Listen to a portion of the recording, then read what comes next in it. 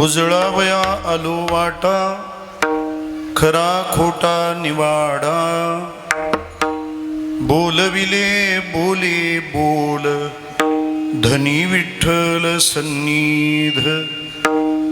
तरी मनी नाही शंका, बळे एका स्वामीच्या.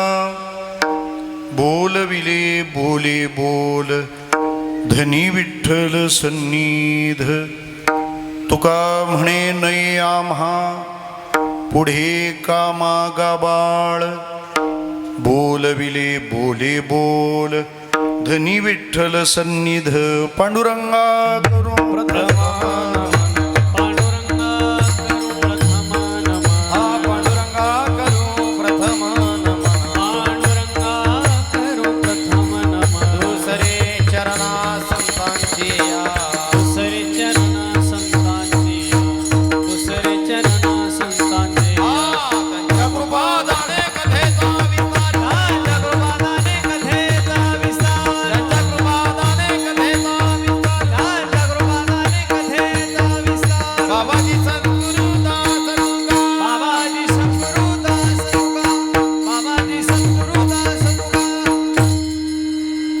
कायम जीवाणी मानेल संतांसी, रंजवू चित्तासी आपुलिया. ओम नमो ज्ञानेश्वरा करुणाकरा दयाळा. तुमचा अनुग्रह लाधलो, पावन झालो चराचरी. सेवे लागी सेवक झालो, तुमच्या लागलो निज चरणा. हो स्वामी तुकया देवा, यावरी न करावा हे.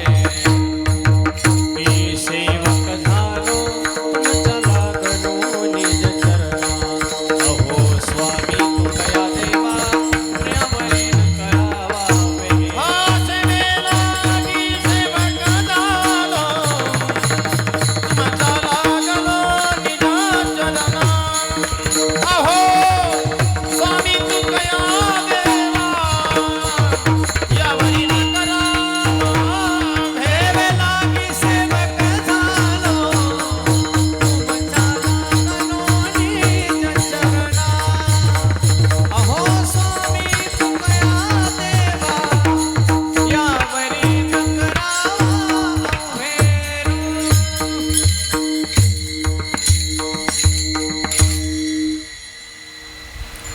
भगवान स्वरूप आपणा सर्व श्रोतृवृंदांच्या चरणारविंदी विनम्र भावाने वंदन करतो. आपल्या सर्वांचं आध्यात्मिक श्रद्धास्थान प्रेममूर्ती संत मल्हारी बाबांच्या चैतन्यमय स्मृतीला वंदन करून आपल्या पुढे कीर्तन सेवेकरिता सादर केलेला अभंग जगद्गुरु तुकाराम महाराज यांचा 4 चरणांचा. त्यांच्या कार्याचं निरीक्षण केल्यानंतर त्या कार्यासंबंधाने विचारलेल्या प्रश्नाचं परिपूर्ण आणि यथार्थ असं वर्णन करणारा हा अभंग आहे. विठ्ठला विठ्ठला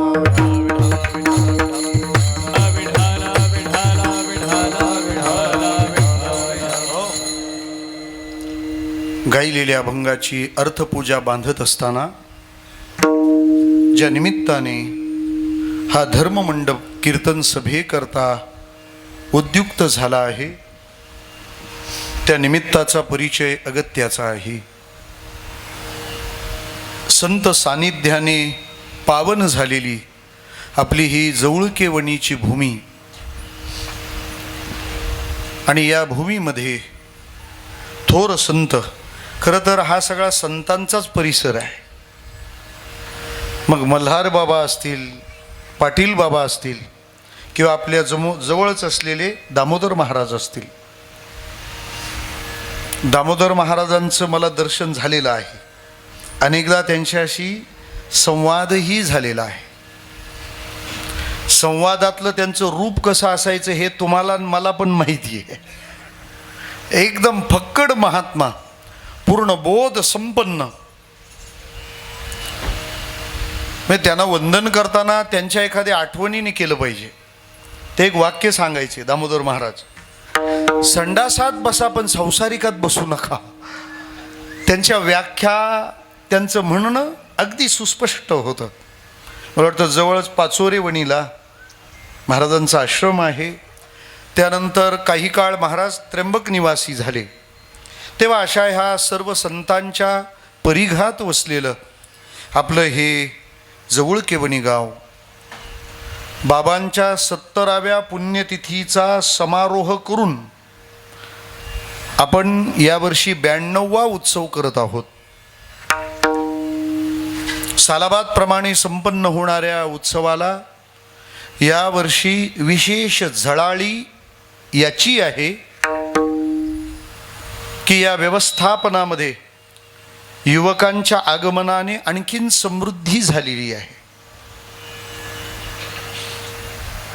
कोणी मला विचारलं की उत्सवाची समिती कशी असावी, तर मी असं म्हणेन, रामाने सीता शोधायला वानर सेना जशी पाठवली होती ना, सप्त्याची समिती तशी असली पाहिजे.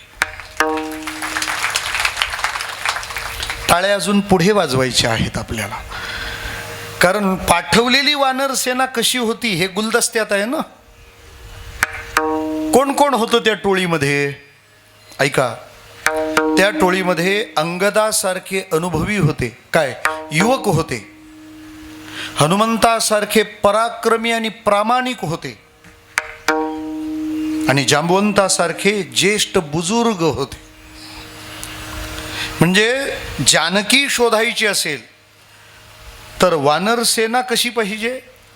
त्यात अनुभवी लोक पाहिजेत, त्यामध्ये उत्साही लोक पाहिजेत, आणि त्यात पराक्रमी आणि प्रामाणिक लोक पाहिजेत. सप्ताह समिती ज्येष्ठ लोक पाहिजेत, ते जांबवंतासारखे आहेत. युवक असावेत, ते अंगदासारखे आहेत. आणि पराक्रमी लोक असतात ते हनुमंतासारखे आहेत. आणि तिघे पण पाहिजेत. नुसते जांबवंत घेऊन सप्ताह चांगला होत नाही. उत्सव समितीत सगळी म्हातारी माणसंच असली ना तर ते खर्चच करत नाहीत. ते सप्त्याची पैसे वाचवतात आणि आळंदीत जागा घेतात. पैसा ज्या जागेचा आहे तो त्याच जागी वापरला पाहिजे, कोणत्या जागी जागा घेऊन नाही. आमच्या डहाणूला थोर संत झाले स्वामी गणेशानंद सरस्वती. समुद्राला लागूनच गजानन बाबांचं मंदिर बांधलंय त्यांनी. खूप मोठा अधिकार त्यांचा. त्यांना आम्ही पवार दादा म्हणायचो. त्यांच्या मंदिराचा असा नियम होता की ज्या माणसाने जी देणगी ज्या कामाला दिली असेल ती देणगी त्याच कामाला खर्च करायची. इतकंच नाही, त्याची नोट पण ठेवून ती त्याच कामात वापरायची. विठाला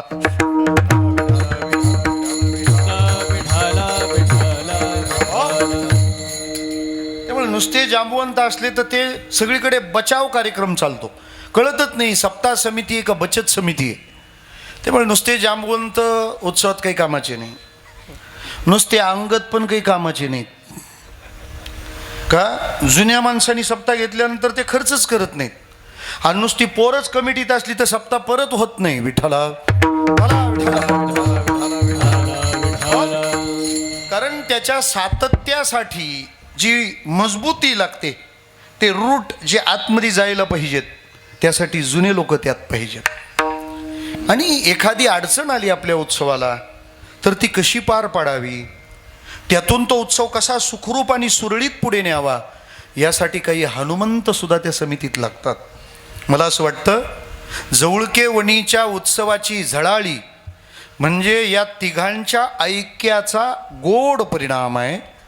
आणि त्या परिणामातून तुम्ही आता सगळ्या जागी श्रीमंती जपण्याचा प्रयत्न केलेला आहे.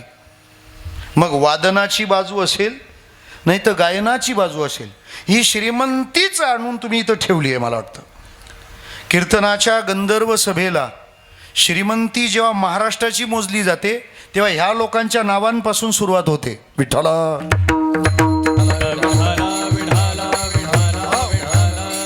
त्यामुळे या तिघांच्या सेवेवर तुम्हाला कोणताच संशय घेण्याचं काही कारण नाही. ते 100% उतरणार आहेत. आता फक्त सिद्ध करायची जबाबदारी आमच्या कीर्तनकारांवरची बाकी आहे. विठ्ठला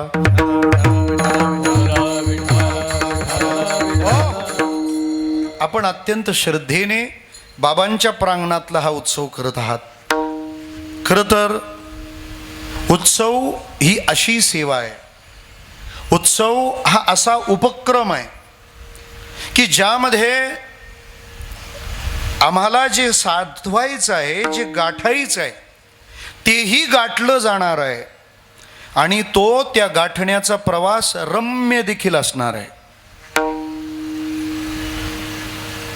ध्येयाच्या प्राप्तीपर्यंत जाण्याचा मार्ग रम्य असतोच असं नाही. दिवसभर उपवाशी राहावं लागतं, तेव्हा संध्याकाळी चतुर्थीचा मोदक मिळतो. तेवढ्या मोदकासाठी दिवसभरचा उपवास हा प्रवास काही रम्य नाही आहे.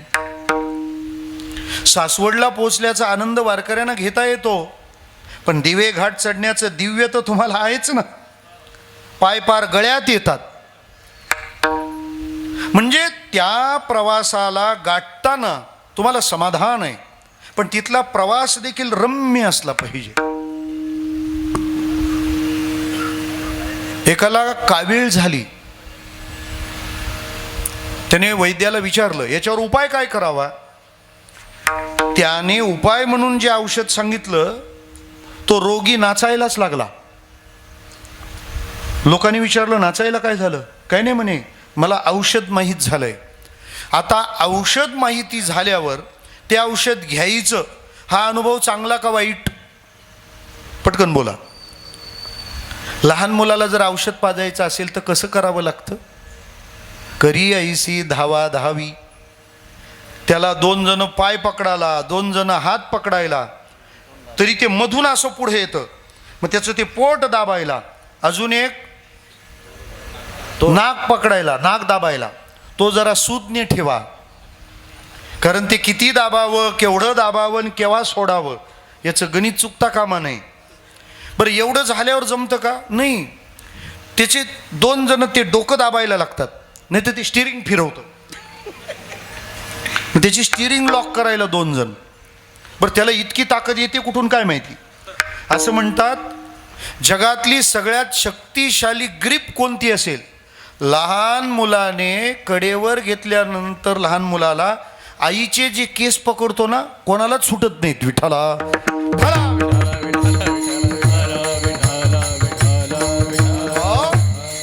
तुम्ही ते जत्रेत घेऊन बघा, ते कधी फुगा पकडतं माहीतच नाही, फक्त पेमेंट करायचं तुम्ही. त्या बाळाचे हात धरायला 2 जण, पाय धरायला 2 जण, त्याचं डोकं धरायला 2 जण, नाक दाबायला 1 जण, त्याचं पोट दाबायला 1 जण. एवढं करून नाक दाबल्यावर तोंड उघडलं, त्या तोंडात आता काय घालायचं आहे. औषध. ते औषध त्याच्या उघडलेल्या तोंडात घातलं म्हणजे काम संपलं. बरोबर ना. पुढील कार्यक्रम खरा मनोरंजक असतो. कोणता. ते तुमचं समाधान होऊन देतं पोरग. तुम्हाला असं वाटतं त्याच्या तोंडात औषध घातलं म्हणजे आता काम झालं. ते 2 सेकंद वेटिंग करतं आणि पुढे काय. हा, सगळ्यांनी औषधं पाजलेली असावीत, निदान पेलेली तरी असावीत. तुम्ही त्याच्या तोंडात जे औषध घातलं सगळं बाहेर. का बरं. कारण औषध रोगाला घालवणार आहे, पण त्या औषध सेवनाचा प्रवास रम्य नाही आहे. त्याला विचारलं तुला औषध माहीत झाल्यावर तू का उड्या मारतो. तो म्हणतो मला झाली कावीळ, मला नेहमी प्यायला आवडतो उसाचा रस, आणि मला जो आवडतो तोच या रोगाचं औषध आहे. विठ्ठला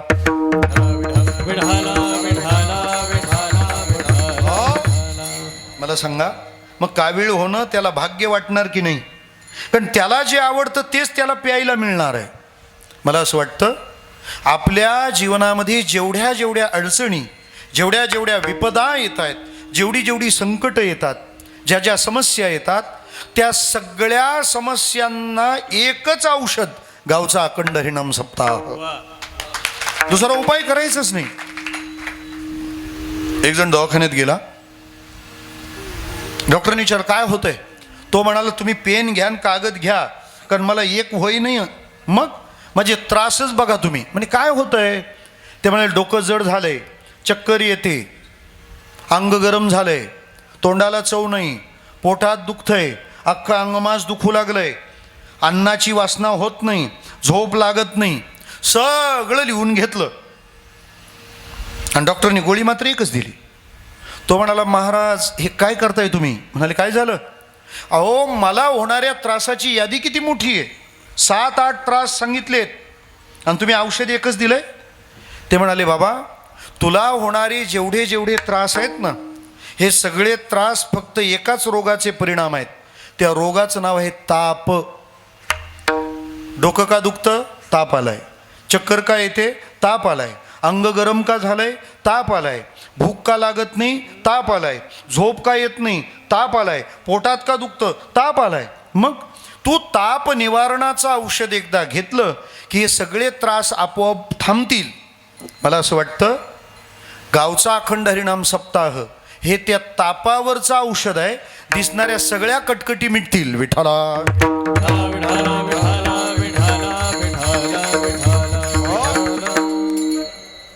मला स्वाध्याय परिवाराचे प्रणेते पांडुरंग शास्त्री आठवलेंची 5 वाक्य आठवतात. मी तेवढी सांगतो, तुम्हाला ती कळतील. गावचा सप्ताह का करावा? कारण तो विखुरलेल्या मनांना एकत्र आणतो. गावचा सप्ताह का करावा? तो दमलेल्या लोकांना ऊर्जावान बनवतो. गावचा सप्ताह का करावा? स्वभावातली विकृती घालून त्या प्रकृतीवर संस्कृतीचा लेप चढवतो. गावचा सप्ताह का करावा? जी संस्कृती आपल्याला मरेपर्यंत समाधानाचा अनुभव देणार आहे तिचं तो संवर्धन करणार आहे म्हणून करावा. गावचा सप्ताह का करावा? ज्याच्या आशेनं विश्व कल्याणाची लालसा धारण करू शकतं त्या धर्माचं तो संरक्षण करणार आहे म्हणून करावा. विठ्ठला.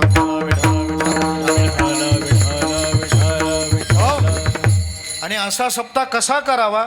मी म्हणतो जवळक्यात चालू आहे ना असा करावा. तुम्ही आम्ही खेळी मेळी गदारोळी आनंदे, गदारोळी आनंदे, तुम्ही आम्ही खेळी मेळी गदारोळी आनंदे, तुम्ही आम्ही खेळी मेळी गदारोळी आनंदे, गदारोळी आनंदे, गदारोळी आनंदे, तुम्ही आम्ही खेळी मेळी गदारोळी आनंदे, गदारोळी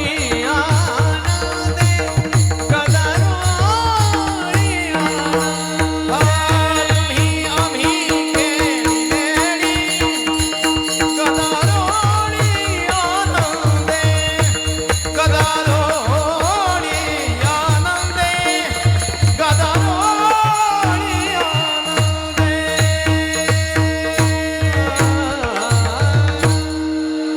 हे प्रमाण उभं आणि आडवं वापरायचं. कसं? तुम्ही आम्ही खेळी मेळी. तुम्ही आणि आम्ही खेळी मेळीसाठी आणि हे 3 जण गदारोळासाठी आहेत. गदारोळी आनंदे असा हा उत्सव आपण करत आहात.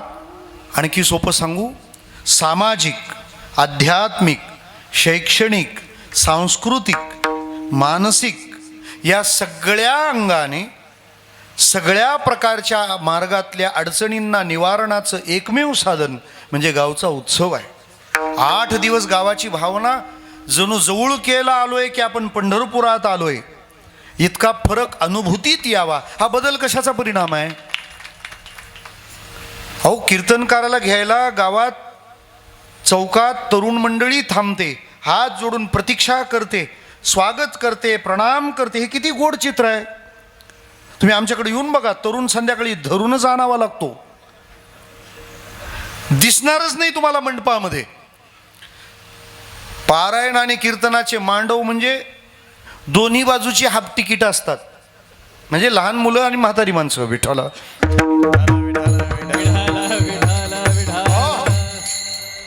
तुकाराम बाबांच्या मुखार विंदातून आपण श्रीमद भागवत कथा श्रवण करत आहात.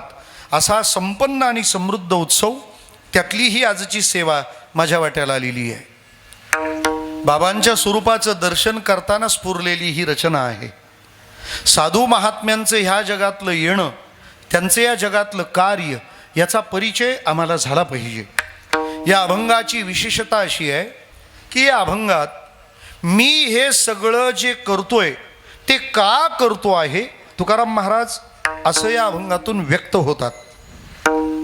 मी हे सगळं का करतो?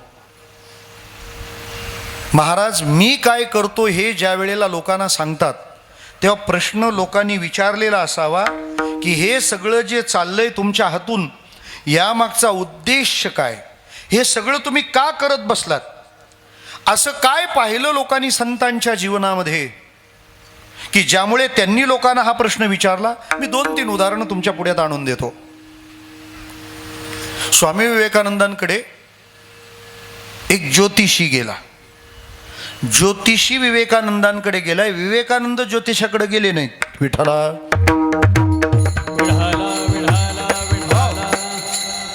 जरूर जा, पण ज्योतिषी तपासून जा. गेल्यानंतर झालं असं, त्यांनी सांगितलं स्वामीजी मला तुमच्याबद्दल उत्सुकता आहे. खरं तर ज्योतिषशास्त्राचा अभ्यास करणाऱ्या माणसांना हे सहज कळेल की त्या शास्त्राला शिकताना फ्रिक्वेन्सी सायन्स वापरलं जातं. फ्रिक्वेन्सी सायन्स म्हणजे ते अभ्यास करायला सांगताना 10 डॉक्टरांच्या कुंडल्या आणायला सांगतात, त्यांच्या जन्मतारखा सगळं काढायचं. 10, 50, 100 डॉक्टरांच्या कुंडल्या आणायच्या आणि त्यांच्या जन्मवेळेला कसे मुहूर्त होते, ग्रहांची स्थिती कशी होती ते सगळं पाहतात आणि त्याच्यात जे सिमिलर निघेल ते बाजूला काढतात आणि त्याच्यावरून तशा प्रकारची रचना 101वा माणूस जर घेऊन आला तर आपल्याला अंदाज बांधता येतो की साधारण अशा प्रकारची ग्रहस्थिती जन्माच्या वेळेला असताना हा जर डॉक्टर होऊ शकला, 100 जण डॉक्टर झाले त्यांच्या ग्रहदशेत असंच आहे, मग याच्या जर तसंच असेल तर 101वा काय होऊ शकतो, डॉक्टर. मला फक्त एवढंच माहिती आहे, फोन कीर्तनासाठीच करत जा. विठ्ठला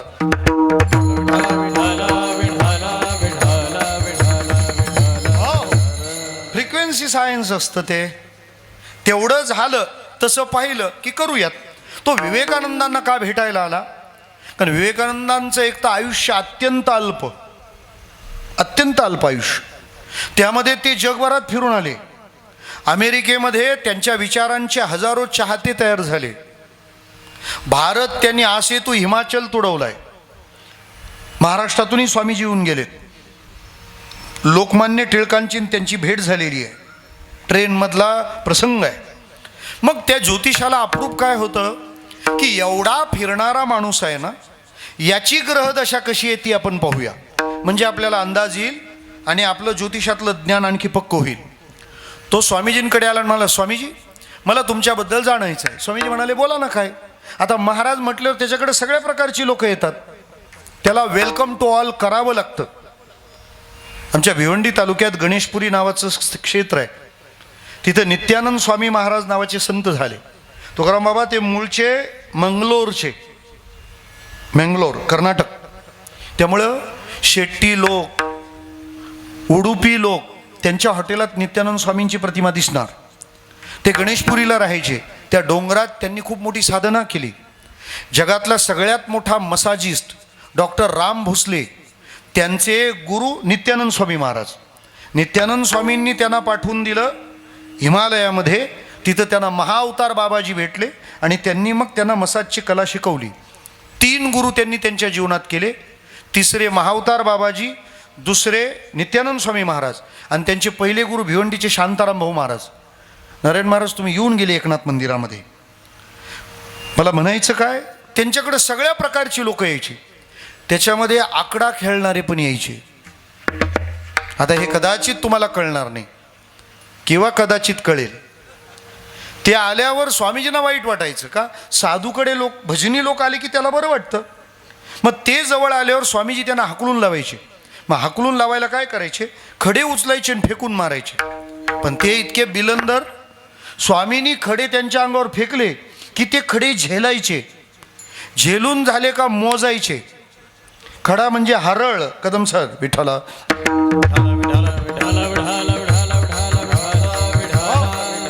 ते फेकलेले खडे झेलायचे. कोण, ते आकडावाले. झेलून झाल्यावर ते मोजायचे. आता अख्खं सांगू का काय, आणि काय करायचे, आज 15 खडे फेकले मा स्वामींनी, मग काय करायचं, 15 नंबर लावायचा आणि जिंकायचे. विठ्ठला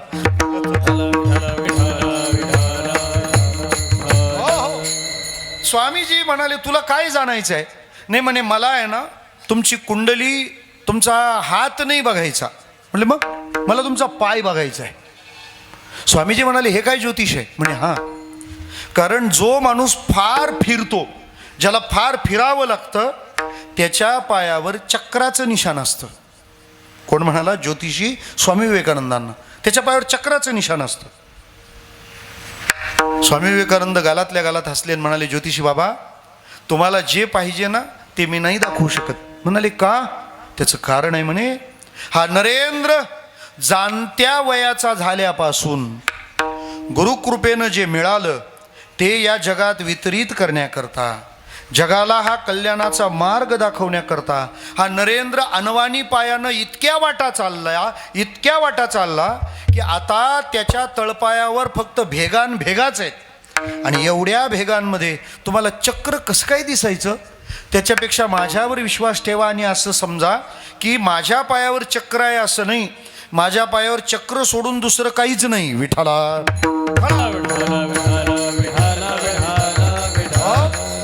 मिळालेलं अल्प आयुष्य आणि आयुष्यभर काय करतात? चालतच राहतात. साधूचं जीवन आणि चालणं यांचं नातं आहे. ज्ञानेश्वर महाराजांना बशा साधू आवडत नाही. बशा कळतो ना? त्याला जर म्हटलं ना कीर्तन आलं का, आपण कीर्तन करतच नाही. अरे मग करतो काय? विठ्ठला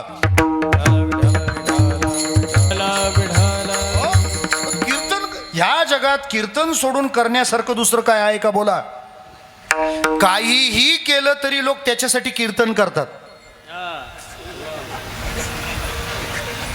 विकास महाराज मला एकाने विचारलं, तुम्ही कसली कीर्तनं करता? लोक प्रश्न पण कसली विचारतात ना. तुम्ही कीर्तनं कसली करता? आमच्याकडे माणूस जर वारला तर प्रवचन ठेवायला माझा विरोध नाही, पण प्रवचन या उपासनेचा आपल्याकडून अपमान होणार नाही याची काळजी घ्या. प्रवचनकारांना सांगायचं 50 मिनिटं कावळा येवो नाही तर न येऊ, पण तुमचं प्रवचन चालूच राहणार. ते जर 15 मिनिटात कावळा जर पिंडाला शिवला ना तर हे नाही पुंडलिकावर दा, तेच पुंडलिकावर दा म्हणतात. म्हटलं असलं पारतंत्र्यात आणि दुसऱ्याकडून मॅनेज झालेलं लाईफ मला कधीच जमलं नाही. प्रवचन ज्ञानेश्वरीवर चालू आहे आणि लोकांचं लक्ष कोणाकडे? कावळा. म्हटलं यांना प्रवचनापेक्षा महत्वाचा जर कावळा तर आपण का वळा? विठ्ठला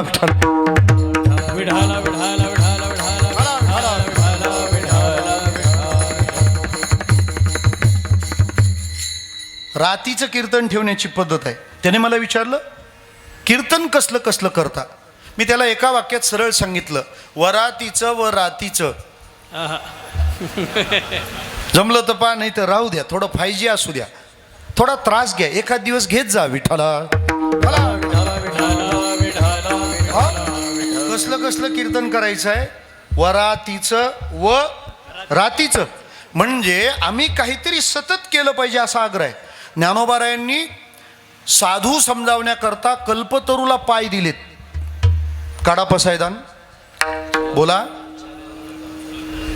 चला कल्पतरूचे आरव. आरव म्हणजे वन, बाग. कशाची? कल्पतरूची. आणि कल्पतरू कसा? ते चला नाही आहे, ते चला आहे. चला. त्याच्यामुळे इथून पुढं चला म्हणत चला. विठ्ठला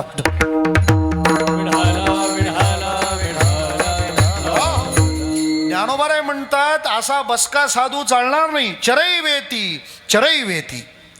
ज्या वेळेला दक्षाच्या मुलांना नारदांनी भजनाला लावलं त्यावेळेला दक्ष चिडला नारदांवर. तो म्हणाला, मी माझ्या मुलांना प्रपंचात पारंगत करण्याचा प्रयत्न करतो आणि हा येऊन त्यांना माळ घालतो, हा भजनाला लावतो, हा आमच्या कामाचा राहणार नाही. शेवटी दक्ष रागावला आणि त्यांनी शाप दिला, नारदा इथून पुढं तू एका जागी कधीच थांबणार नाहीस. नारद म्हणाला, किती चांगलं झालं, गाडी घ्यायची गरजच नाही. विठ्ठला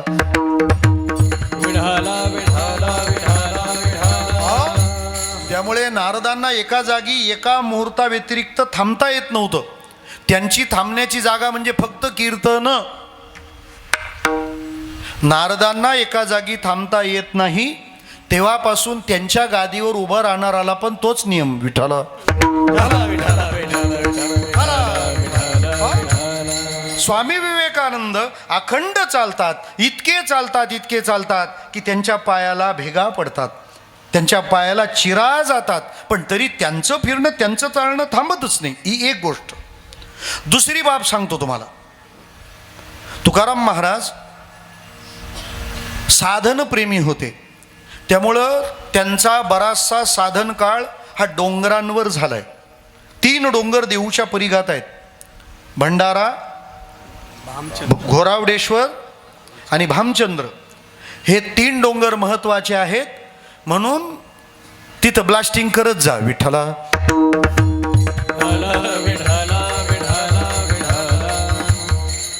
आम्ही ब्रह्मगिरी सोडली नाही तर आम्ही दुसरं काय सोडणार आहोत? ज्या आपल्या धरोवर आहेत, ज्या आपल्या परंपरा आहेत, आपल्या महापुरुषांच्या जिथं पाऊल खुणा आहेत, त्या जीवापाड जपल्या पाहिजेत. श्रोते हो, त्या भंडारा भामचंद्र डोंगरांवर महाराजांचं वास्तव्य असताना एक दिवस राजगुरुनगर तालुक्यातल्या कडूस गावचे एक शेतकरी म्हैस शोधत डोंगरावर आले. दुधाचा व्यवसाय. पूर्वी दुधाचा व्यवसाय करायला म्हैस असावी लागायची. मधला काळ असा आला की म्हैस नसली तरी लोक दुधाचा व्यवसाय करायचे. आता परत दुधाचा व्यवसाय फक्त म्हैसवाल्यांकडेच राहील. तुकारामांची कृपा विठ्ठला.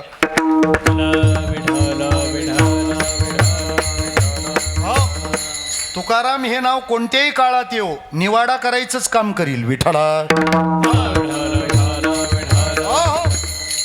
ती म्हैस शोधत शोधत तो आला. तुकाराम महाराज भजनासाठी गेले होते. डोंगरावर निवांतपणा असतो, तिथं दुखणं नाही, काही अडचणी नाही, काहीच नाही. निवांतपणा आहे म्हणून डोंगर गाठला होता की नाही तर देऊ सोडायचं तसं काय काम आहे? उलट धन्य देहू ग्राम असं म्हटलंय. देऊगाव छान होतं. मग देऊगाव छान होतं तर देऊगाव सोडून भंडाऱ्यावर जाण्याचं काय कारण? येणे सुखे रुचे एकांताचा वास. हे त्यांनाच माहिती, आपल्याला काय माहिती? आपला देऊ भंडाऱ्यासाठी, आपल्याला काय माहिती भंडारा देऊ का सोडलं ते? गेले त्या भंडाऱ्यावर. इकडून तुकोबारायांना समोर येतात. गंगाराम पंत आले आणि म्हणाले, हा माणूस इथं निवांत आहे, म्हणजे बराच वेळचा बसला असावा, याला काहीतरी विचारलं पाहिजे. जवळ गेला आणि म्हणाला, हो बाबा, किती वेळचा तुम्ही इथं बसलेत? म्हणे, मी इथं कितीतरी महिन्यांपासून येतोय. तू इथं का आलाय? म्हणे, तुम्हाला काहीतरी विचारायचं आहे. तुकाराम महाराजांना इतकं बरं वाटलं, घर सोडल्यापासून पहिल्यांदा कोणतरी विचारायला आलाय.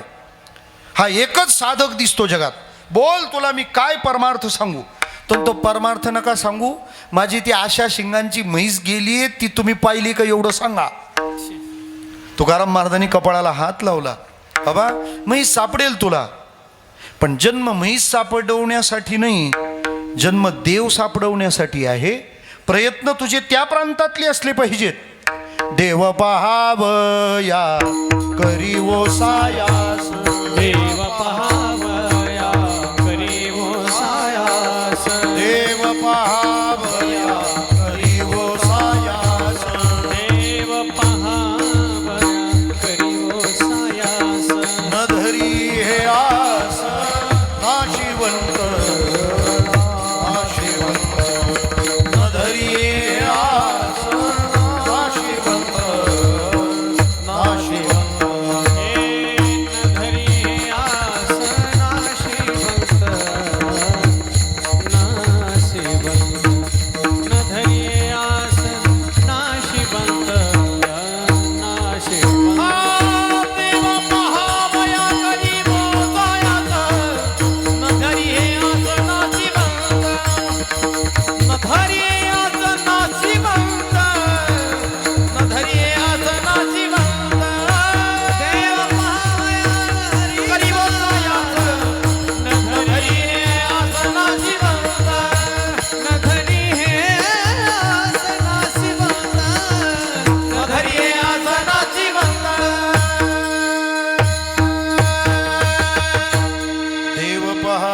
करीवो सायास, न धरी आस नाशिवंत. म्हैस शोधायला आलेल्या माणसाला तुकाराम महाराज देव शोधण्याचा मार्ग दाखवतात. 2 दृष्टांत मी तुमच्या पुढ्यात ठेवलेत. पायाला चिरा पडेपर्यंत स्वामी विवेकानंद जगाची वाट चालतात. भंडाऱ्या डोंगरावर संसारातलं शोधायला आलेल्या माणसाला महाराज देव शोधण्याचं दिग्दर्शन करतात. ही सगळी दृश्ये पाहिल्यावर लोकांनी तुकाराम महाराजांना विचारलं, महाराज पायाला चिरेपर्यंत पडेपर्यंत साधू चालतो का? आणि प्रपंचातलं विचारायला आलेल्या माणसाशी साधू परमार्थाचं बोलतो का? त्याचं चालणं आणि बोलणं हे असं या पद्धतीचं निराळं कशामुळं आहे? महाराज म्हणतात त्याचं चालणंही पाहिजे आणि याचं बोलणंही पाहिजे. पण का? महाराज म्हणतात उद्धाराचा मार्ग, ज्या मार्गाने माणूस चालण्याने त्याला मोक्षाचा अनुभव येईल, अशी मोक्षाची वाट उजळवणारे आम्ही आहोत. हे करण्यासाठी आम्ही आलोय, म्हणून आम्ही ते करणार. हा आपल्या हेतूचा परिचय पहिल्या चरणात. उजळावया आलो बाटा, उजळावया आलो बाटा, उजळावया आलो बाटा, उजळावया आलो बाटा, उजळावया आलो बाटा,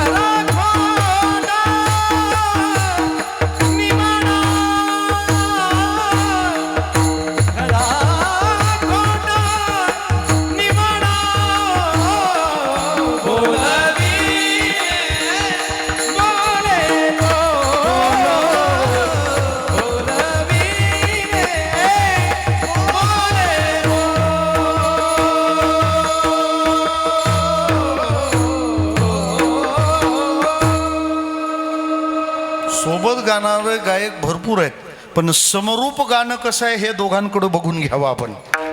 उजळावया आलो वाटा, खरा खोटा निवाडा.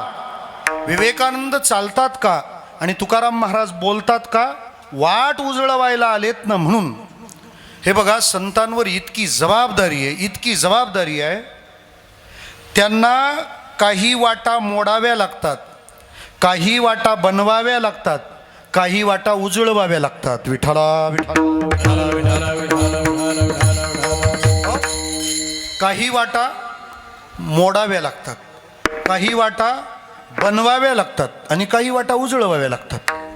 जी वाट सगळ्यांकरता सोयीची नाही आहे, पण त्या वाटेचं फार अप्रूप आहे, अशी वाट मोडावी लागते. मोडोनिया वाटा सूक्ष्म दुस्तर केला राज्यभार चाले ऐसा. सूक्ष्म दुस्तर वाटा मोडोनिया राज्यभार चाले ऐसा केला. कसा केला तो मार्ग? राज्यभार चालेल, सगळ्यांना चालतंय. काही वाटा सूक्ष्म आहेत, काही वाटा दुस्तर आहे. सूक्ष्म वाट आहे ज्ञानाची आणि दुस्तर वाट आहे योगाची. ज्ञानाची वाट किती सूक्ष्म आहे काय कळणार आहे आपल्याला. ज्ञानवान होण्याकरता मल आणि विक्षेप निवारण करायचे. हे मल आणि विक्षेप म्हणजे तुम्हाला झोप येण्यासाठी मी अंगाई गात नाही आहे.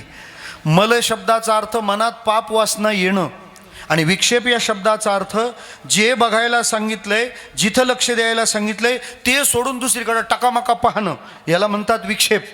आणि मी कोण आहे याचं अज्ञान असणं याला म्हणतात आवरण. मग आता मनात वाईट येणार नाही,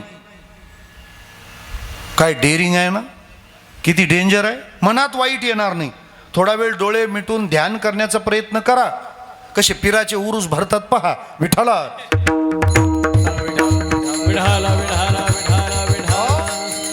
मनात वाईट आलं नाही पाहिजे. इथं कीर्तनात गॅरंटी नाही आहे. मनातली पाप वासना निघून गेली पाहिजे. मलदोष निवारण. विक्षेप म्हणजे जे करायला घेतलं ना तेच करायचं, दुसरीकडे गुंतायचं नाही. जमतं आपल्याला? जपमाळ हातात घेऊन पहा, झोपच येईल, आळसच येईल, जांभईच येईल, कंटाळाच येईल, मनात घाणेरडे विचारच येतील, चहाच प्यावासा वाटेल, उठूनच जावंसं वाटेल, सोडावंच वाटेल. याला म्हणतात विक्षेप. साधन करताना विक्षेप फार त्रास देतो. एरवी नाही, नोटा मोजायला घ्या, मनात वाईट विचार येतात, मनात दुसरे विचार येतात. चहा प्यावासा वाटतो, नोटा मोजणाऱ्यांना विचारा चहा पितो का? तो काय म्हणतो माहिती? तू येऊच नको इकडे. आपलं कठीण आहे. आपल्या भजनात बसल्यावर 2 अभंग झाल्यावर म्हणतात चहा ठेवा विठ्ठला.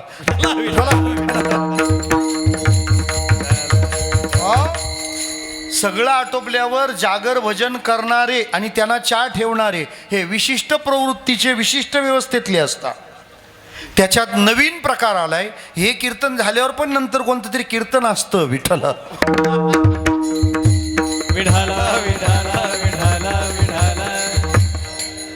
त्याचे सुद्धा रील्स आणि त्याचे व्ह्यूज जर मिलियन्समध्ये जात असतील, मध्ये जात असतील, तर लोकांच्या जिभेची चव किती घसरली त्याची कल्पना येईल विठ्ठला. तुम्ही वृंदावन, हरिद्वार तिकडं कधी असं वाचलं का विनोदी भागवताचार्य विठ्ठला? आमचे विकासजी वाजवत आहेत. हे बघा, मृदंगाने अनेकांना वैभव दिलंय, पण मृदंगाला वैभव देण्याचा पुरुषार्थ ज्या ज्या लोकांनी केला त्यामध्ये विकास महाराजांचं नाव. त्यांनी मृदंग जर वाजवायला घेतला तर त्या वादनाचं जे शास्त्र आहे तसंच वाजवलं पाहिजे ना, का आपलं काही आपलं टाकायचं थोडंसं. किल्लारी महाराज गातात, प्रकाश महाराज गातात, जो राग निवडला त्याच रागाचे स्वर आले पाहिजेत, तशीच तान झाली पाहिजे, तशीच आलापी झाली पाहिजे. त्याच्यात याच्यातलं त्याच्यात गेलं तर चालेल का? त्यांना चालणार नाही, आपल्याला चालणार नाही, त्या शास्त्राला चालणार नाही. जो राग गायला घेतला तुमचे आलाप त्याच रागात पाहिजेत. तुम्ही जे काही वाजवायला घेतले बोल मात्रा त्या त्याच रीतीने वाजल्या पाहिजेत. असा नियम अभंगाला कीर्तनाच्या केव्हा लागू होईल काय माहिती विठ्ठला.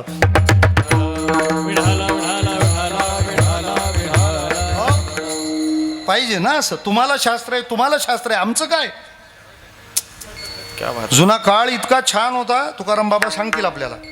एखाद्या अभंगावर एखादा दृष्टांत एखाद्या कीर्तनकाराने जर उगाच सांगितला तर श्रोते आक्षेप घ्यायची, हे विषयांतर झालंय, हे तुम्ही काय सांगितलं. काळ बदलला. पूर्वी एकच अभंग घेतला जायचा आणि अनेक प्रकारचं निरूपण केलं जायचं. आता अनेक प्रकारचे अभंग घेऊन विठ्ठला विठ्ठला त्याला इलाज नाही. कालाय तस्मै नमः. काळ बदलतो, काळ बदलतो. पूर्वी अभ्यास फार असायचा, तारखाच नसायच्या. विठ्ठला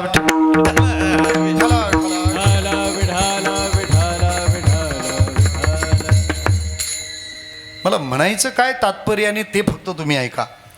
एक वाट आहे ती सूक्ष्म आहे आणि दुसरी वाट आहे ती दुस्तर आहे. योग करायचा आहे, अत्यंत सूक्ष्म बाबी आहेत, अत्यंत सूक्ष्म आहे. काय ज्ञानमार्ग अत्यंत सूक्ष्म आहे, योग मार्ग करायला दुस्तर आहे. किती सूक्ष्म. मी म्हटलं ना, विक्षेप झाला नाही पाहिजे, लक्ष तिथं म्हणजे तिथंच पाहिजे. असं होऊन श्रोत्रिय ब्रह्मनिष्ठ कृपाळू श्रीगुरूला शरण जायचं, त्यांची सेवा करायची, त्यांच्याकडून सेवा घ्यायची नाही, तिथं करायची. नाही तर आम्ही महाराजांच्या आश्रमात गेलो, पाणी पण नाही विचारलं. तू काय सोयरीक करायला गेलता का विठ्ठला? आश्रमाकडून सन्मानाची अपेक्षा करू नये. 7 दिवसात मरतो माणूस. जमलं तर पाणी ते राहू द्या, जाऊ द्या विठ्ठला मला पाणी विचारलं नाही म्हणून राग आला होता एकाला. किती दिवसात गेला? बरोबर आहे ना. दुसऱ्या दिवशी भेटला असेल आपल्याला, पहिल्याच दिवशी राजा परीक्षिती. मला म्हणायचं काय, त्या श्रीगुरूला शरण जायचं, त्याची सेवा करायची. मग तो तत्वमसी या वाक्याचा उपदेश करील, त्याचं श्रवण करा, त्याचं मनन करा, त्याचं निधिध्यासन करा, मग त्याचा साक्षात्कार होईल. इतका सूक्ष्म मार्ग आम्हाला जमेल? आम्हाला मलदोष घालवणं जमत नाही, विक्षेप घालवणं जमत नाही, गुरु आम्हाला भेटत नाही, भेटला तर त्याचं आमचं पटत नाही, त्याची सेवा तर आमचं कामच नाही. का नव्हे गुरुदास्य संसारिया. महाराज म्हणालेत गुरु सेवा संसारी माणसाला जमणारच नाही. का त्याच्या वाट्याला केवढ्या सेवा आहेत. पैसा मारो परमेश्वर पत्नी मेरी गुरु बाल बच्चे साधू संत और सेवा किसकी करू. त्याला सेवा दिलेली आहे, त्याने त्याच सेवा करायच्या. मला ज्यांनी पूर्ण मार्गदर्शन केलं ते पूज्य मारुती मामा भिवंडीतल्या शांताराम भाऊ महाराज नावाच्या संतांच्या सेवेत होते. शांताराम भाऊ महाराज अत्यंत श्रीमंत. बऱ्याच लोकांना वाटतं हे दरिद्री असं काही नाही, फार ऐश्वर्यात परमार्थ असतो. भिवंडी नगरपालिकेचे पहिले नगराध्यक्ष शांताराम भाऊ महाराजांचे वडील होते. नगरपालिका कामगारांचा पगार द्यायला त्यांच्याकडून उसने पैसे घ्यायची आणि कर गोळा झाला का उसने फेडायची, इतकी श्रीमंती. आणि हे त्यांच्या सेवेत होते. मामांच्या मनात विचार आला, ह्या गुरुसेवेत असताना एखाद्या मुलीने जर मला वरलं आणि जर प्रपंच करावा लागला तर गुरुसेवा अंतरेल. म्हणून एक पडलेला दगड उचलला आणि स्वतःच्या तोंडावर मारला. वरचे 2 खालचे 2 4 दात पाडून टाकले. आयुष्यभर कुरूप होऊन राहिलं. मी कोणाला पसंत येऊ नये, संसारात मी गुंतू नये म्हणून. इतकं गुरुसेवा कठीण असते. बरं ती केल्यावर श्रवण करा, त्याचं मनन करा.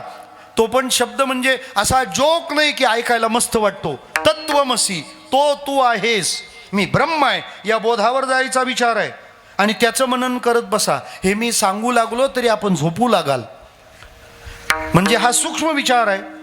योग करायला गेलं तर दुस्तर, आपल्याला योग जमणारच नाही. आपण योग फक्त वर्षातून एकच दिवस करावा. योगा डे. तो करताना असं वाटतं हा योगा डे आहे का विठ्ठला. विठ्ठला विठ्ठला विठ्ठला विठ्ठला विठ्ठला. योग करायचा असेल तर योगाचेच कपडे पाहिजेत, भोगाचे नाही विठ्ठला. मग म्हणतात लोक बोलतात भोगा विठ्ठला विठ्ठला. आपल्याला काय योग जमणार आहे. तुम्हाला योगाचं दुस्तर पण सांगू. आपल्याला भगवद्गीतेचा 12वा अध्याय पहा. क्लेशोधिक तरस्तेषाम अव्यक्तासक्त चेतसाम अव्यक्ता ही गतिर्दुःखम देहवद्भिरवाप्यते. काय योग जमणार आहे आपल्याला योग जमला तर योगा योग. योगी माणसाने रात्री 10 नंतर जागू नये, पहाटे 4 नंतर झोपू नये. त्यामुळे कीर्तनात 10 नंतर झोपणाऱ्यास योगी म्हणावे विठ्ठला. योगी माणूस आहे, त्याला जर थंडी वाजली तर त्याने अंगावर काय घ्यायचं माहिती का, थंडीच घ्यायची. भूक लागली तर भूकच खायची, तहान लागली तर तहानच प्यायची, गरम झालं तर गरमच घ्यायचं. शीत वेढावे उष्ण पांगुरावे वृष्टीचे असावे घरातू भुकेलिया भूकची खावी तहानल्या तहानची पावी की अहोरात्र वावी मवावा वारा. 12वा अध्याय बघून घ्या, 13व्याच्या आधी आहे विठ्ठला.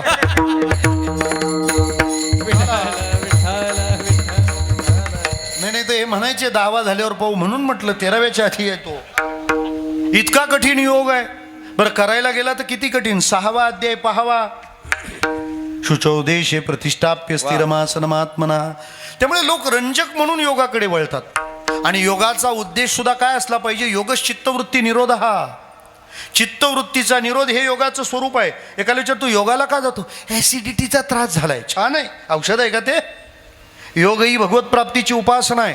सकाळी उठल्यावर चालायला जातो, त्याला विचारलं का रे चालायला का जातो. आम्हाला वाटलं का राम फेरी काढली का काय काकडा आरतीची, वासुदेव करीतो फेरा. तो म्हणतो नाही नाही नाही नाही, सकाळी मी चाललो नाही तर दुपारी गुलाबजाम चालणार नाही, शुगर जाळून खायची विठ्ठला.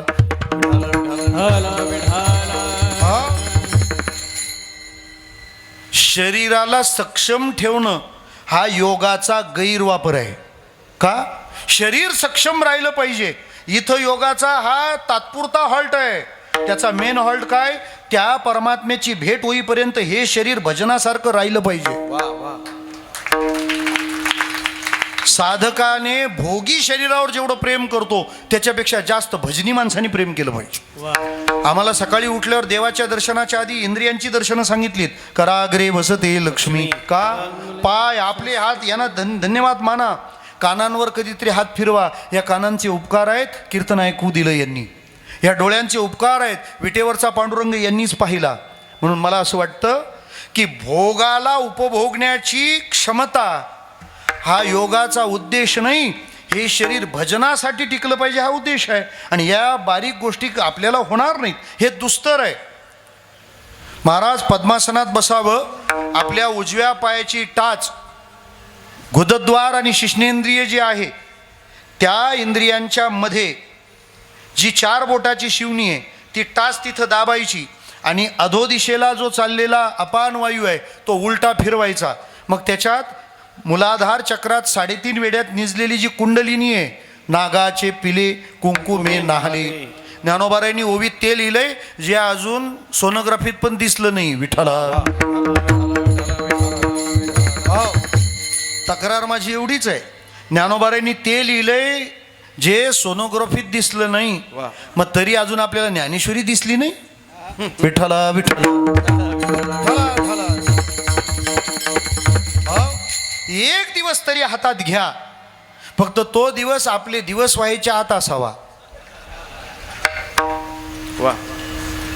ज्ञानोबाराय म्हणतात अशा प्रकारचा तो अनुभव आहे. मग ह्या वाटांमध्ये हे जाणं योग्य नाही. पण अशा वाटा होत्या, महाराजांनी मोडल्या. पहिलं काम काय केलं? काही वाटा मोडल्या. दुसरं काम काय केलं? काही वाटा निर्माण केल्या. केली पाय वाट उल्लंघिला माया घाट, उल्लंघिला माया घाट, उल्लंघिला माया घाट.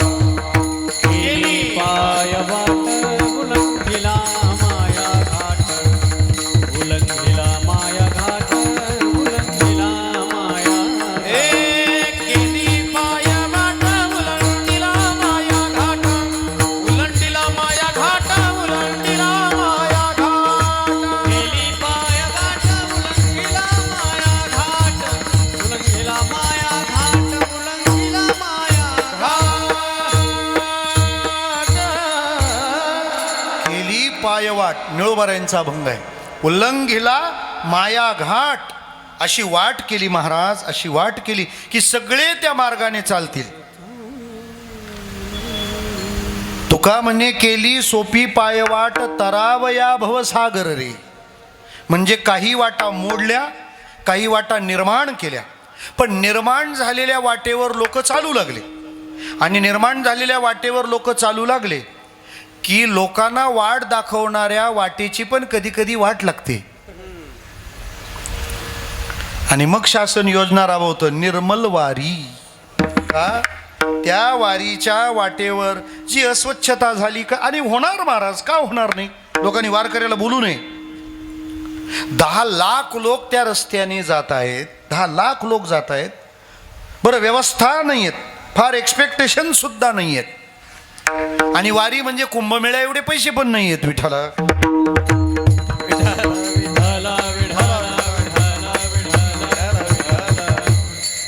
महिन्याभरापूर्वी प्रत्येक आखाड्याला 5-5 करोड रुपये मुख्यमंत्र्यांनी दिले. बाकी वेगवेगळे येतील. वारकरी आम्ही अल्पसंतुष्ट आहोत, चित्ती असू द्यावे, आमचं प्रमाणपाठ आहे. पण तरी आता शासन प्रयत्न करते, हे स्तुत्य आहे. म्हणजे जी वाट वापरली जाते त्या वाटेला अडचणी येतात. आणि मग ती वाट ज्याच्यावर अगोदर अनेक लोक चालले त्या वाटेवर नंतरच्या लोकांना चालता येत नाही. मग नंतरच्या लोकांना चालता येत नाही हे पाहून मध्ये मध्ये ती वाट ज्यांनी निर्माण केली ते बघायला येतात.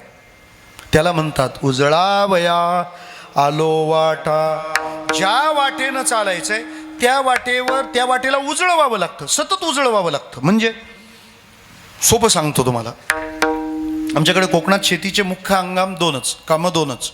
एक लावणी आणि दुसरी कापणी.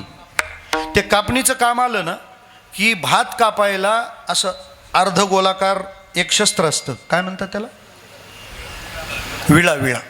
हातोडीचा विळा नाही सांगितला मी. तो विळा 8 महिने पडलेलाच असतो. त्याचं काम जेव्हा आहे ना तेव्हा तो शेतकरी काढतो. त्याच्या त्या धाऱ्याला पात्याला असा गंज चढलेला असतो. ते असतात गंज, पण सगळ्यांना गंज. विठ्ठला, ते सगळे विळे बांधायचे आणि कोणाकडे न्यायचे? लोहाराकडे. मग लोहाराकडे नेल्यानंतर तो काय करतो? त्यांना मस्त तापवतो, ठोकून काढतो आणि ती धार आणतो आणि मग तुम्ही ते कापायला घेतलं की तो वेळा परत काम करू लागतो. मला सांगा, ज्या वेळाने 5 वर्षे झाली पीक कापलंय तो वेळा आज पीक कापायला योग्य नाही. काय कारण? कापण्याच्या कामात त्याची धार बोथट झाली, त्याच्यावर गंज चढला, म्हणून तो वेळा आपण लोहाराकडे काय केला? नेऊन उजळवला. जर भात कापायचा वेळा पण उजळवावा लागतो तर मोक्षाची वाट उजळवावी लागणार. विठ्ठला, हे उजळवणं प्रकरण केव्हा जन्माला येतं? केव्हा काय उजळवावं लागतं सांगा ना. उजळवण्याच्या जागा 2 आहेत. पहिली जागा, एखादी वस्तू खूप दिवस कुणीच वापरली नाही तर ती उजळवावी लागते, आणि एखादी वस्तू कोणी पण वापरली तर ती उजळवावी लागते. नाही कळलं? आणखी सोपं सांगतो. घर स्वच्छ 2 वेळा करावं लागतं. केव्हा? तुम्ही जर समजा फिरायला गेलात आणि 10 दिवसांनी परत आलात. पूर्वी लोक फिरायला गेलो म्हणून स्टेटस ठेवायचे. आता असं वाटतं हे स्टेटस ठेवायचे म्हणून तर फिरायला नाही ना गेले. विठ्ठला, अगदी हॉटेलमध्ये ते नूडल्स खाताना चमच्यात उचलतात आणि त्याचा खालून फोटो काढतात. आता ते चायनीज गांडूळ, त्याचा काय फोटो काढायचा? फिरायला तुम्ही जाऊन परत येता. जाऊन येता म्हणण्यापेक्षा पहिलं जात जा. 50 नंतर घरी थांबायचंच नाही. हळद देऊन आलं का देऊन आलं का पैठण, पैठणहून आलं का पंढरपूर, पंढरपूरहून आलं का त्र्यंबक झालं का शेगाव झालं का अक्कलकोट, गोंदवले, फिरतच राहायचं 50 नंतर.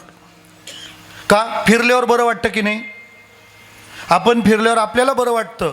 आपण फिरायला गेलो आपल्या घरच्यांना आपल्यापेक्षा बरं वाटतं. वरचा ग्लास काढतो आणि तसंच हांड्यातलं पाणी पितो. बरोबर आहे? नाही, पाणी पण नवीन घ्यावं लागेल आणि ग्लास पण धुवून घ्यावा लागेल. बेडशीट धुवून अंथरावी लागेल, झटकून अंथरावी लागेल. अंगावर अंग पुसायचा टॉवेल सुद्धा झटकून धुवून घ्यावा लागेल. का? घर तुमचंच आहे, वस्तू तुमचीच आहे, पण 10 दिवस वापरली नाही. काय करावी लागली? उजळवावी लागली. का उजळवावी लागली? यूजमध्ये नाही म्हणून, वापरली नाही म्हणून. दुसरं केव्हा उजळवावं लागतं सांगतो तुम्हाला. तुम्हाला जर राष्ट्रीय भाऊजी म्हणजे बांदेकरांनी जर आदेश केला, काय मी येत आहे, तुमच्या घरचं शूटिंग करायचंय आणि 1 दिवस आधी तुमच्या घरी लग्न समारंभ पार पडलाय, तुम्ही हो म्हणाल? तर नाही नाही नाही नाही नाही लगेच येऊ नका. का? कार पसारा असतो लग्नाच्या दिवसात. कुठल्याच गोष्टी कुठंच ताळ्यावर नाही. आहे का सांगा मला? किचनचं बेसिन तुंबलेलं, बाथरूममध्ये कपड्यांचा ढीग पडलेला, वॉशरूम फ्लशच केलेलं नाही, सगळा गोंधळ कचरा, खुर्च्या मागच्या बाजूला, ताट गार्डनमध्ये पडलेली, टेरेसवर बाटल्या. विठ्ठला विठ्ठला,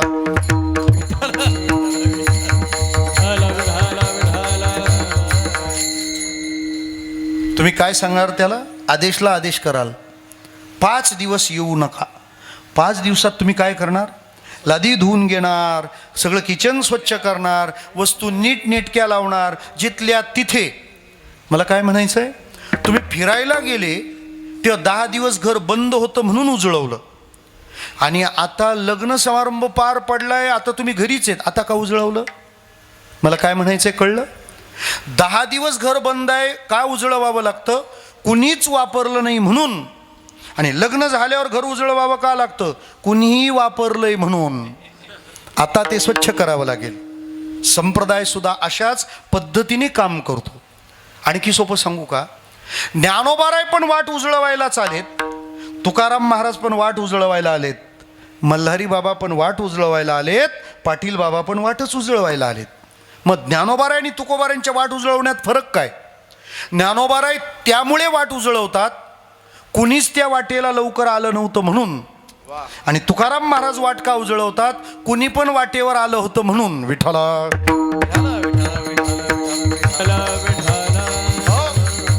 ज्ञानेश्वर महाराज वाट उजळवतात का? वाटेला चालायलाच माणसं नव्हती.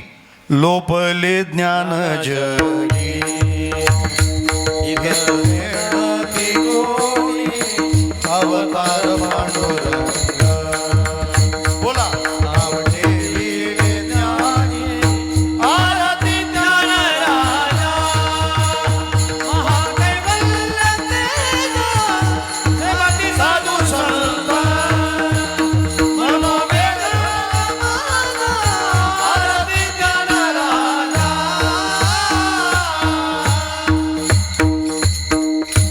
कुणीच नव्हतं आधी कुणीच नव्हतं ज्ञानदेवे रचिला पाया उभारिले देवालया ही ज्ञानोबारायांनी वाट उजळवली कारण ती वाट आधी कुणी चाललंच नव्हतं जाईन गे माये तया पंढरपुरा माझे जीवीची आवडी पंढरपुरा नेईन गुडी ही वाट ज्ञानोबाराय चालले सगळ्यांना भजन करता येतं ही वाट ज्ञानोबाराय चालले सांगू आपल्याला ज्ञानोबारायांनी गीतेचाच भावानुवाद का केला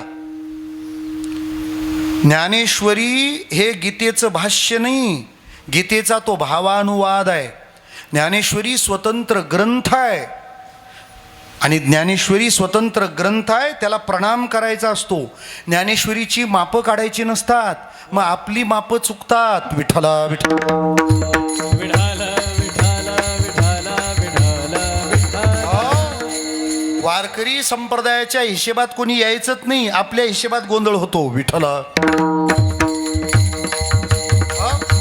बरं आपल्याही लोकांचं काही समजेना त्यांचं पांढऱ्या रंगात भरतच नाहीये विठ्ठला ढला, ढला, ढला.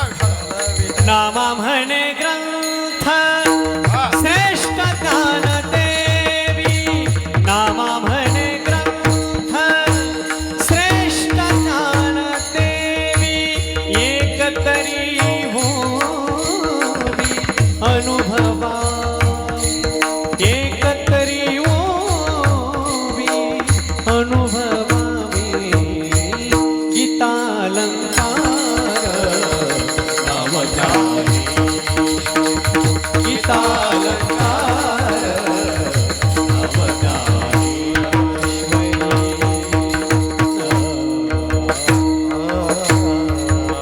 त्याच्या कपड्यात असतो म्हणजे काय तो येडा गबाळा झाला का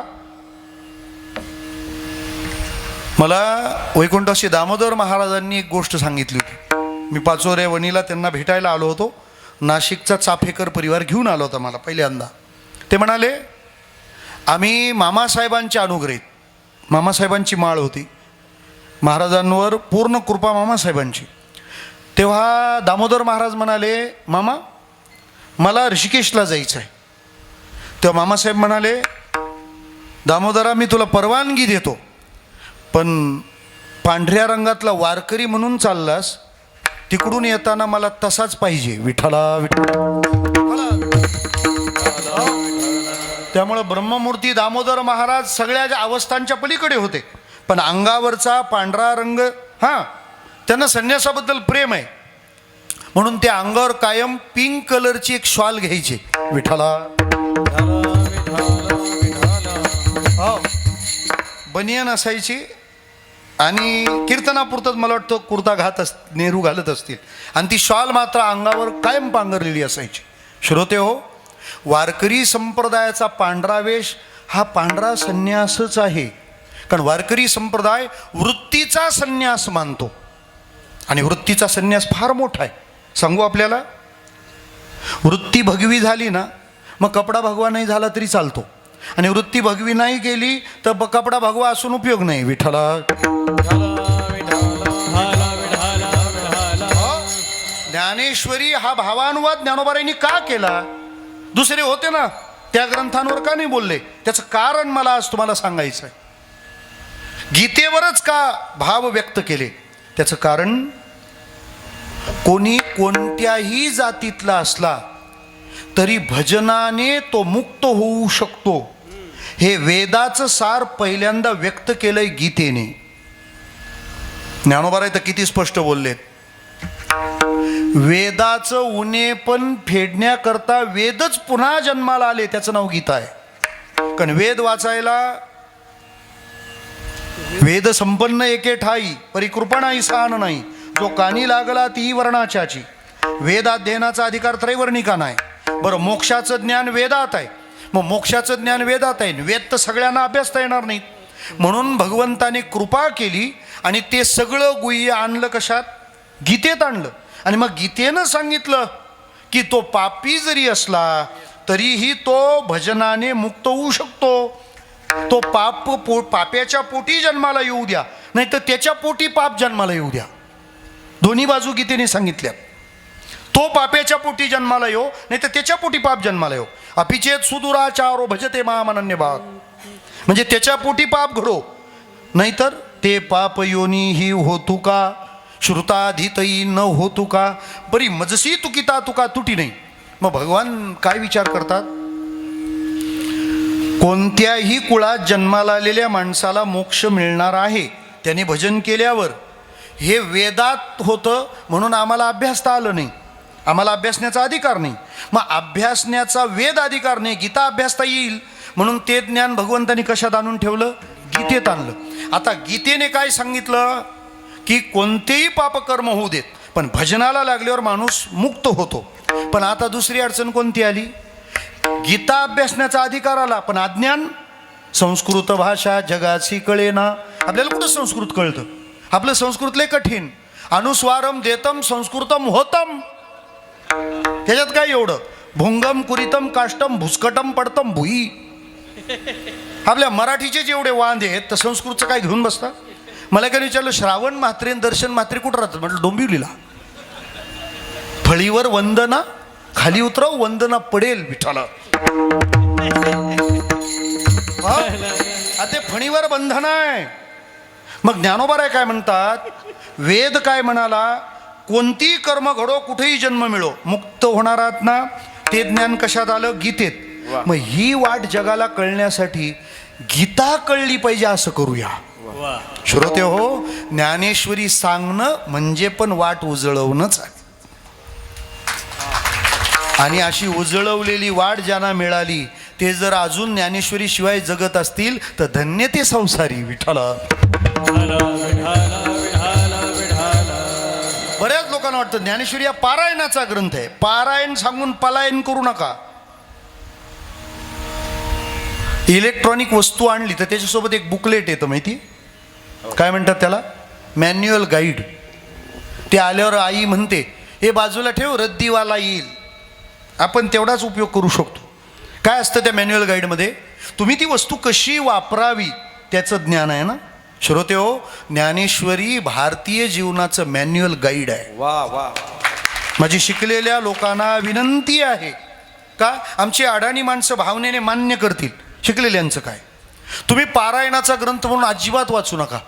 तुम्हाला तुमचं पर्सनॅलिटी डेव्हलपमेंट हवं आहे ना, तुम्हाला तुमची लाईफस्टाईल ॲडव्हान्स करायची आहे ना, लाईफस्टाईलला गाईड करणारं मोटिवेशनल स्पीच म्हणून ज्ञानेश्वरी वाचा, तरी तुम्हाला लाभ होईल, तरी तुम्हाला लाभ होईल. सामान्य माणूस देखील मुक्त होऊ शकतो हे ज्ञानेश्वरी सांगितल्यावर कळलं. उजळावया आलो वाटा, कोणीच वापरलं नव्हतं म्हणून वाट उजळवली. आणि तुकाराम महाराज येणाऱ्या जाणाऱ्या इतका कचरा करून ठेवला. मग झाडू संताचे मार्ग, झाडू संतांचे मार्ग, आदराने भरले जग. शेष उरला तो सेवू, शेष उरला तो सेवू. झाडू संतांचे मार्ग, आदराने भरले जग. हे उच्चिष्टाचा भाग, शेष उरला तो सेवू.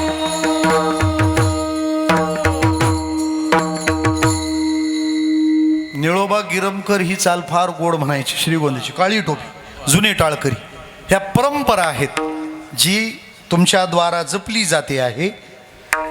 तुकाराम महाराज म्हणतात खूप कचरा झाला, खूप कचरा झाला, वेळोवेळा वाट उजळावी लागते. कलियुगा माझी करावे कीर्तन, पण कीर्तन कलियुगामध्ये केल्यावर नारायण भेटेल. पण नाथ महाराज म्हणतात नारायण भेटणारं कीर्तन केलं पाहिजे आपण. म्हणून नाथांनी मध्ये वाट उजळवली. कोणती? जेणेकरून मूर्ती ठसावी अंतरी श्रीहरीची, ऐसी कीर्तन मर्यादा हे संताच्या घरची. सगुण चरित्रे परम पवित्रे सादर वर्णावी, सज्जन वृंदे मनोभावे आधी वंदावे. कीर्तनाची जबाबदारी फक्त एवढीच आहे, काय की भगवंताचं रूप आपल्या हृदयामध्ये प्रकट व्हावं, साधू संतांबद्दल सद्भाव निर्माण व्हावा. मला एक जण म्हणाला, महाराज जरा कीर्तनात रडवा. म्हटलं संसारात हाऊस नाही झाली का विठाला? सध्या दोनच कार्यक्रम जोरात चालू आहेत, रडा नाही तर हसा. श्रोते हो, व्यासपीठाबद्दल तुमचे गैरसमज आहेत. कीर्तन रडण्यासाठीही नाही, कीर्तन हसण्यासाठीही नाही. आयुष्यात रडण्या हसण्याचे क्षण जेव्हा येतात तेव्हा तुम्ही कसं वागावं हे शिकवण्यासाठी कीर्तन आहे. Kirtan is not an entertainment but an entermaintenance. Kirtan मनोरंजन नाही आहे, कीर्तन मनोमंथन आहे. मनोरंजन हा कीर्तनाचा गैरवापर आहे, आपण त्याकडे पाहिलं पाहिजे. मला फार वाटतं की कीर्तनाला येणारा माणूस त्या दिवशी येताना ह्या आशेनं आला पाहिजे की मी आज देवाच्या माणसाला भेटायला चाललो आहे. आज मी ज्याला ऐकणार आहे तो देवाच्या जवळ असलेला माणूस आहे, नामात रमलेला माणूस आहे, अशी भावना असावी. लोक आज अशा पद्धतीने येतात का त्याला वाटलं तिथं जोकरच येणार आहे कोणतरी. सांगावं लागतं हा धर्माचा मंडप आहे, सर्कशीचा तंबू नाही विठाला. त्यामुळं बाकीच्या हौसा भागवायला कपिल शर्मा आहे असं माझं अपील आहे. आपण कीर्तनाकडे पाहताना या सुज्ञपणाने पाहिलं पाहिजे. तुकोबाराय म्हणतात, मग त्या साधन मार्गावर जी काही भेसळ झालेली आहे, स्वतः तुकोबारायांच्याच वाङ्मयात भेसळ झाली का? तुकोबारायांच्या अभंगात तुका म्हणे काढलं आणि सालो म्हणे घातलं. महाराज म्हणालेत, कालवुनी विष केला अमृताचा नाश. या सालोने काय केलं म्हणे, तुका म्हणे काढून टाकलं आणि सालो आणलं. मग महाराज म्हणतात, असं जर कुठं भेसळ झाली तर काम कोणाचं आहे? ज्याचं नाव तुकाराम आहे त्याचंच काम आहे विठ्ठला. आज अख्ख्या महाराष्ट्राच्या मनात त्या माणसाने हृदय सिंहासनावर राज्य केलं. काय वाटतं तुम्हाला? शेतकऱ्यांचा आता तारणारा माणूस तोच आहे का? कारण ही सगळी उत्पादनं शेतकऱ्याची आहेत आणि जेवढा डुप्लिकेट माल बाजारात येईल तेवढं तुम्हाला कॉम्पिटिटिव्ह झालं तर तुमचे रेट कमी होतील. पण शेतकऱ्याच्या दुधाला, भाजीपाल्याला चांगला भाव मिळावा, शेतमालाला चांगला रेट मिळावा, याच्यासाठी काय झालं पाहिजे? जेवढं डुप्लिकेट आहे ना ते सगळं बाद झालं पाहिजे. मग उरेल ते फक्त आमचं शेतकऱ्याचं असेल. मग का भाव मिळणार नाही? कधी कधी असं वाटतं, मुंडे साहेब जरा कीर्तनाकडे पण राऊंड मारा विठ्ठला.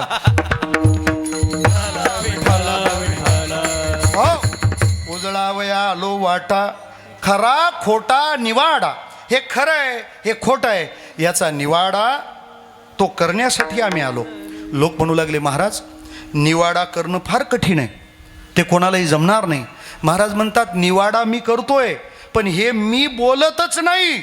बोलविले बोले बोल, बोलविले बोले बोल, बोलविले बोले बोल, बोलविले बोले बोल, बोलविले बोले बोल,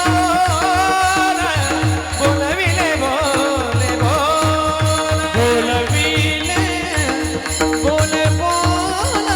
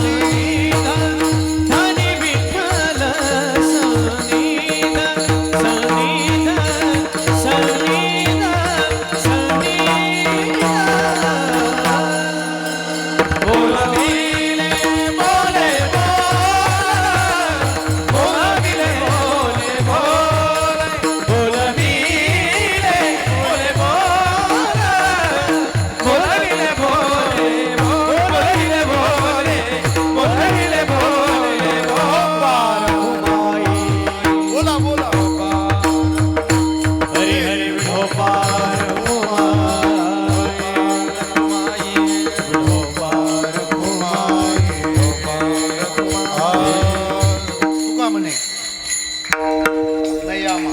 तुका म्हणे नये आम्हा तुका म्हणे या पुढे, या, या. नये आम्हा हार घालणारे पुढे या. तुका म्हणे नये आम्हा, तुका म्हणे नये आम्हा. पुढे कामा गबाळ पुढे कामा गबाळ बोलविले बोले बोल बोलविले बोले बोल पुढे कामा गबाळ, पुढे कामा गबाळ. बोलविले बोले बोल, बोलविले बोले बोल. धनी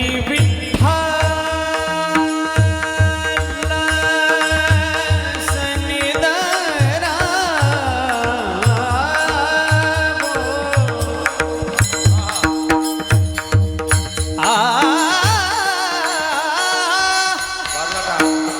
धनी विठ्ठल